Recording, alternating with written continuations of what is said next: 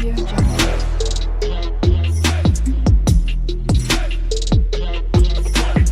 Audio Jungle. హంతకుడి దగ్గర blade చాకు. ధనుంజయ ప్రసాద్ సురేష్ను బెదిరించడం, సురేష్కు భార్యతో టార్చర్, మాధురి ఇంట్లో వెండి బంగారం దొంగల చోరీ, కాకినాడ సామర్లకోటలో జరిగిన ట్రిపుల్ మర్డర్ వీడిన మిస్టరీ, అంతా నిజమేనని ఒప్పుకున్న హంతకుడు. ఇంతకుముందు వీడియోలో మనం సామర్లకోటలో జరిగిన మర్డర్ గురించి తెలుసుకున్నాం. ఈ వీడియోలో హంతకుడు ఎందుకు మర్డర్ చేశాడనే దాని గురించి తెలుసుకుందాం. పూర్తి వివరాలు ఈ వీడియోలో తెలుసుకోండి. సురేష్కు మాధురితో అఫైర్ స్టార్ట్ అయ్యి 2 years అవుతుంది. అయితే ఈ విషయం ఊళ్ళో వాళ్ళందరికీ తెలిసింది, సురేష్ భార్యకు తెలిసింది, మాధురి భర్తకు కూడా తెలిసింది. మాధురి భర్త ఇటు మాధురిని ఇలాంటివన్నీ మానేసుకో అని చెప్పడం జరిగింది. సురేష్తో కూడా ఇలాంటివి చేస్తే ఈసారి ఒప్పుకోవడం అని చెప్పి సురేష్ని బెదిరించడం కూడా జరిగింది. ఇంతటితో అయిపోయింది, ఇక అందరికీ తెలిసిపోయింది అని చెప్పి మాధురి కొన్నాళ్ళు సురేష్ను దూరంగా పెట్టడం జరిగింది. మాధురి సురేష్ను కొన్నాళ్ళు దూరం పెట్టిన తర్వాత కొన్నాళ్ళ తర్వాత మళ్ళీ వీళ్ళకు అఫైర్ అనేది స్టార్ట్ అయింది. మళ్ళీ మాట్లాడుకోవడం జరిగింది. మళ్ళీ యథావిధిగా వీళ్ళ వ్యవహారం నడుస్తూనే ఉంది. అయితే ఈ విషయం సురేష్ భార్యకు కూడా తెలిసి, నువ్వు ఇలా చేస్తే నేను నీతో కాపురం చేయలేనని చెప్పి కూడా సురేష్ను టార్చర్ చేసింది.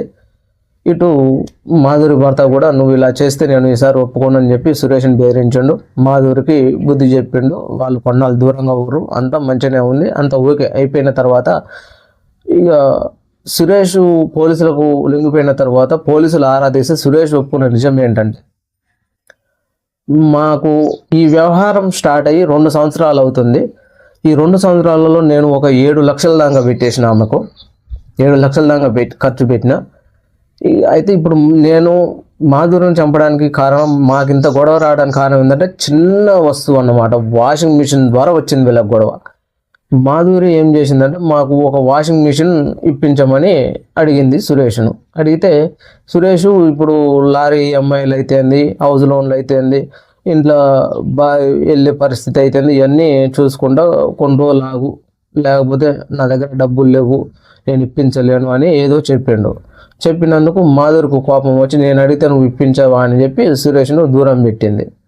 సురేష్ను దూరం పెట్టేసరికి సురేష్కు కోపం వచ్చింది. అంటే నేను డబ్బు పెడితేనే నా దగ్గరకు వస్తావా, లేకపోతే నా దగ్గర రావా అని ఒకరోజు మాధురి భర్త ధనంజయ ప్రసాద్ డ్యూటీకి పోయినది చూసి మాధురి ఇంటికి సురేష్ వచ్చాడు. సురేష్ వచ్చి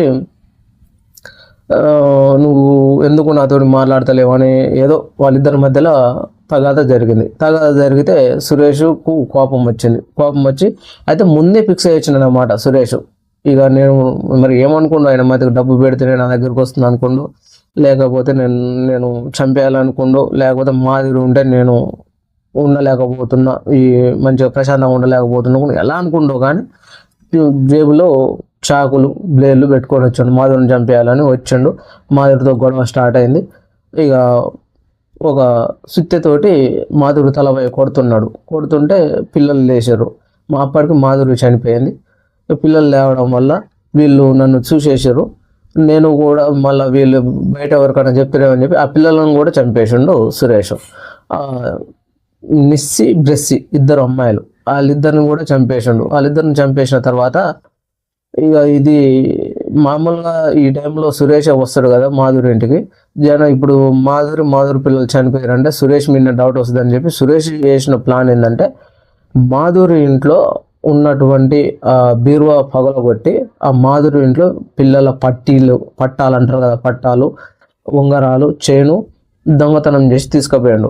అయితే చూసిన వాళ్ళు ఏమనుకుంటారు, ఇదంతా దొంగల పని అనుకుంటారు. దొంగలు కాబట్టి మాధురి ఇంట్లో ధనంజయ ప్రసాద్ ఇంట్లో దొంగతనం చేసి వీళ్ళు పిల్లలు తల్లి అడ్డం వచ్చినందుకు వీళ్ళని చంపేసి తీసుకుపోయారు అనుకోవాలని చెప్పి ఇది సురేష్ క్రియేషన్ చేసిండు. సురేష్ క్రియేషన్ చేసిన తర్వాత ఇక చంపేసిండు, పరారైన తర్వాత కొన్ని రోజులు భర్తను అనుమానించారు. స్టార్టింగ్ భర్తే చేసి ఉంటాడు, భార్య అఫైర్ పెట్టుకుందని తెలిసి భర్తే చంపుండొచ్చు మాధురిని అని చెప్పి భర్తను అనుమానించిన తర్వాత పోలీసులు ఆరా తీసి సీసీ కెమెరాలలో పట్టుకున్న తర్వాత ఏమైందంటే సురేష్ చేసినట్టు తేల్చింది. ఇక సురేష్ని పట్టుకొని ఎందుకు చేసినావు అని వివరిస్తే, మాకు వాళ్ళ భర్త నన్ను బెదిరించాడు. నా భార్యతో టార్చర్ ఉంది. మాధురి ఇట్లా వాషింగ్ మిషన్ అడిగింది. ఓ, నేను సరే నా దగ్గర డబ్బులు లేవన్నా లేకపోతే ఇప్పించలే అన్నందుకు నాతో మాట్లాడడం మానేసింది. నేను డబ్బులు ఇస్తేనే వస్తావా నా దగ్గరికి, లేకపోతే రావా అని చెప్పి నేను ఆమెను చంపేసిన.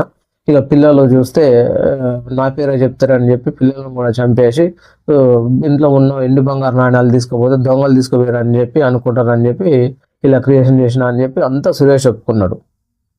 సురేష్ ఒప్పుకున్న తర్వాత అంతా ఓకే అయింది. కానీ ఇప్పుడు పబ్లిక్ రియాక్షన్ ఏంటంటే, నువ్వు చంపితే నీతో ఎఫ్ఐఆర్ పెట్టుకున్నదాన్ని చంపేయాలి, కానీ పిల్లల చంపడం ఏందని కొంతమంది అనడము, అక్కడ ఆ ఊర్లో సామాన్ల కోటలో ఉన్న వాళ్ళు వాడిని ఉరి తీయాలనడము ఇక అనేది చర్చలు నడుస్తున్నాయి. ఇప్పటి వరకు అయితే మనం ఫస్ట్ వీడియోలో మాధురి సురేష్కు ఉన్న ఎఫ్ఐఆర్ గురించి తెలుసుకున్నాము. ఈ రెండో వీడియోలో సురేష్ మాధురిని ఎందుకు చంపాడు, ఎలా చంపాడు అన్న దాని గురించి తెలుసుకున్నాం కదా. నచ్చితే వీడియో లైక్ చేయండి.